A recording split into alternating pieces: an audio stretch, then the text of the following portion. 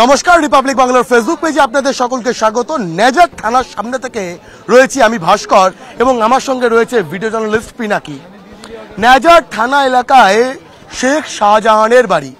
যে শেখ শাহজাহান তৃণমূলের নেতা, যে শেখ শাহজাহানের বিরুদ্ধে রোহিঙ্গাদের এই বাংলার মাধ্যমে দেশে প্রবেশ করানো এবং আশ্রয় দেওয়ার অভিযোগ, সেই শেখ শাহজাহানের বিরুদ্ধে সাম্প্রতিকতম অভিযোগ এনফোর্সমেন্ট ডিরেক্টরেটের আধিকারিক এবং কেন্দ্রীয় বাহিনীর জওয়ানদের উপর আক্রমণ শানানোর। কিন্তু শেখ শাহজাহানের বিরুদ্ধে এফআইআর হয়েছে, তারপরেও নেজার থানা বা রাজ্য পুলিশ তারা এখনো অবধি গ্রেফতার তো অনেক দূরের কথা, আটক পর্যন্ত করে উঠতে পারেননি শেখ শাহজাহানকে।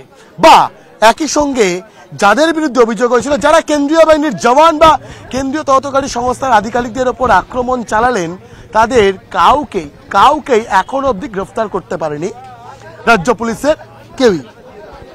আর ঠিক সেই জায়গায় যেখানে নেজার থানায় ডেপুটেশন কর্মসূচি ছিল বিজেপির, যেখানে বিজেপির রাজ্য সভাপতি সুকান্ত মজুমদার উপস্থিত ছিলেন, সেই ডেপুটেশন কর্মসূচি আটকানোর জন্য 144 ধারা, সেই ডেপুটেশন কর্মসূচি আটকানোর জন্য দিকে দিকে পুলিশি ব্যারিকেড, অত্যন্ত তুঙ্গে পুলিশি তৎপরতা। আর এখানেই বাংলার মানুষ প্রশ্ন তুলছেন, এখানেই বিজেপি প্রশ্ন তুলছে, যে পুলিশ একজন অপরাধীকেও ধরতে পারে না, যে পুলিশ অভিযোগ পাওয়ার পরেও আদালতে গিয়ে বারবার প্রশ্নের মুখে পড়ে, বারবার ভৎসনার মুখে পড়ে, যে পুলিশকে অন্তত যেমনটা অভিযোগ করছেন রাজ্য সভাপতি সুকান্ত মজুমদার বিজেপির, যে পুলিশকে একই মঞ্চে দেখা যায় এই দেশদ্রোহী তৃণমূল নেতার সঙ্গে, সেই পুলিশ গ্রেফতার করবে কি করে? কেনই বা সেই পুলিশ হঠাৎ করে এতটা তৎপর হয়ে উঠল? সেটার কারণ কি শুধুমাত্র রাজ্য সভাপতি সুকান্ত মজুমদার বা সার্বিকভাবে বিজেপিকে বাধা দেওয়ার জন্য? সুকান্ত মজুমদারের সাফ বার্তা, যদি এই রাজ্যের পুলিশ গ্রেফতার করতে না পারে, যদি সেই মেরুদণ্ডটা সোজা রাখতে না পারে, তাহলে প্রয়োজনে কেন্দ্রীয় বাহিনী, প্যারামিলিটারি ফোর্স কিংবা কোনো কেন্দ্রীয় তদন্তকারী সংস্থার মাধ্যমে গ্রেফতার করতে হবে এই শাহজাহান শেখকে। আর অবিলম্বে গ্রেফতার করতে হবে, কোনো 18 মাসে বছর চলবে না। যদি দেরি হয় তাহলে প্রয়োজনে আবারও প্রতিবাদে পথে নামবে বিজেপি। সাফ বার্তা বিজেপির রাজ্য সভাপতি সুকান্ত মজুমদারের, এবং একই সঙ্গে সুকান্ত মজুমদারের স্পষ্ট বার্তা, 2026-এ বিজেপি এই রাজ্যে সরকারে এলে এই দেশদ্রোহীদের বাড়ি বুলডোজার দিয়ে ভেঙে গুড়িয়ে দেওয়া হবে। কোনো দেশদ্রোহী এই বাংলায় জায়গা পাবে না।